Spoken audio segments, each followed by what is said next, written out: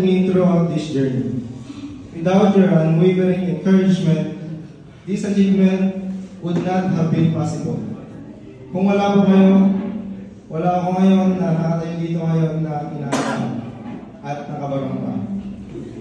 My journey began sa paghahanap ng scholarship para ako makapag-aral sa kolehiyo dahil walang pinansyal na kapasidad ang aking napag-aralin ako. Naalala ko pa nung humingi pa ako ng tulong sa iba upang may pamasahe para lang makapag-apply ng scholarship. Hanggang ako'y makapasa at nakapag-graduate na ng college. Despite all of that, marami pa rin mga pagsubok ang dumaan. I was reluctant to take the board exam because of doubts and fears that I might not meet the expectation of people, and also because of financial restrictions.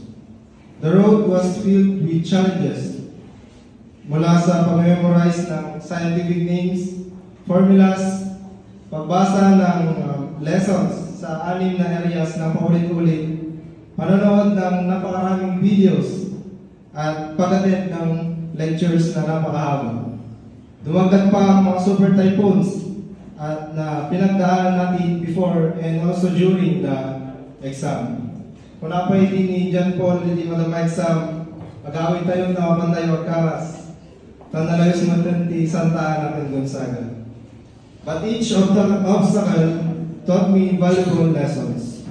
Everything was possible because of the support of the people I loved. I learned that I was not all alone along the way. I was with people who were there for me since day one. That tada ng likod mo nakasuporta, tamo da nga kaya. Throughout my preparations, I learned the importance of consistency and companionship. I found that reviewing with peers was particularly effective, and I hope it can help others as well. To those currently preparing for the board exam, or kung ano man ang ginagawa nyo ngayon, or goal nyo, I want to say, even if the start is rough, if you don't give up, soon the finish line will be before your eyes.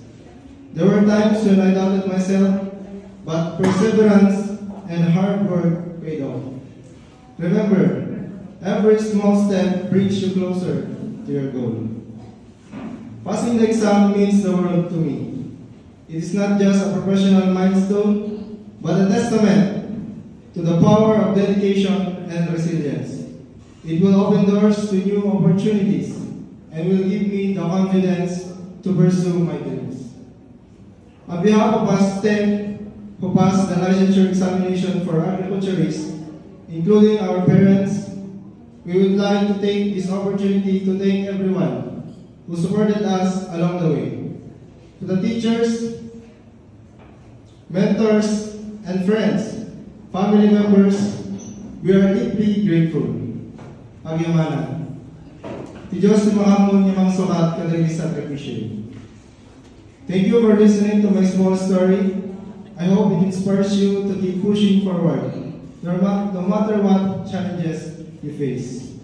As Aristotle said, the root of education is bitter, but the fruit is sweet.